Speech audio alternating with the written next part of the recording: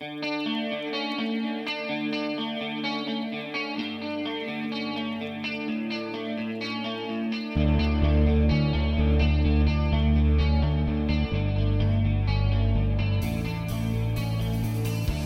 a few days' time, it's going to be the anniversary of the death of George Floyd.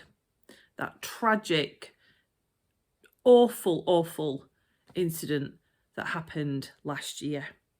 And then, of course, the protests that followed and the bringing of the Black Lives Matter agenda back onto the table.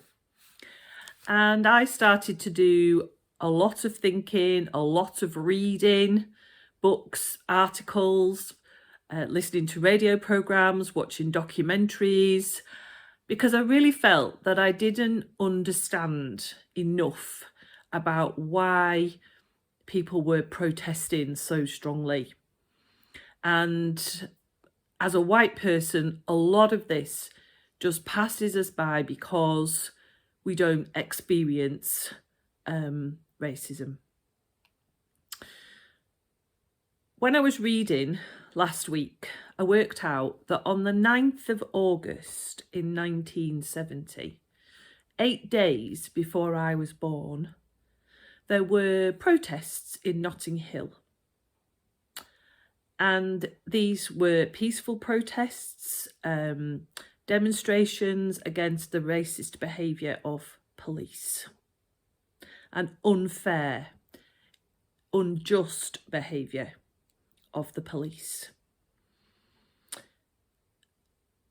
In 2020, just a few weeks before my 50th birthday, George Floyd was murdered by a policeman, and the protests and the voices of the black people and those standing with them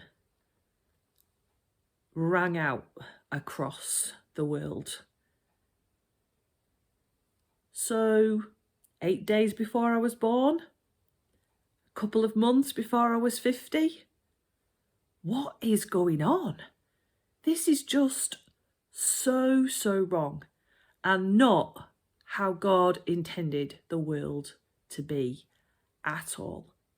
God created diversity in all its beauty and glory and richness for us to enjoy. Jesus came that everybody can have life and life in all its fullness. And clearly there are people in our society, in our country, in our world who are not experiencing that because of racist attitudes and behaviour.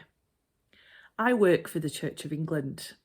It's scary when you hear how much racial prejudice is embedded in the church and how the church even way back said, yeah, slavery's fine. They even encouraged it.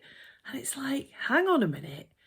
If we look at what Jesus said and what Jesus did, he just spoke out all the time for the poorest, for the lepers, for the women, for the children, for the Samaritans.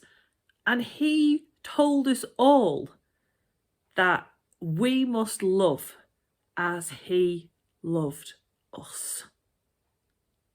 And at the end of time, in the book of Revelation, in John's vision, it says, after this I looked, and behold, a great multitude that no one could number, from every nation, from all tribes and peoples and languages, standing before the throne and before the Lamb, before Jesus Christ, their Saviour.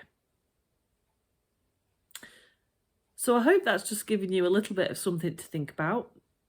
And perhaps over the next week or so, when no doubt there'll be lots of programmes on the telly, as there have been already, really helping us all to understand what Racism, unconscious bias is embedded in our society. What needs to change?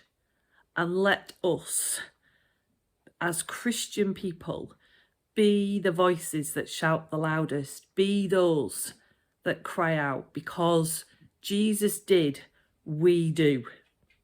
And we want everybody to know him and to enjoy life, and life in all its fullness.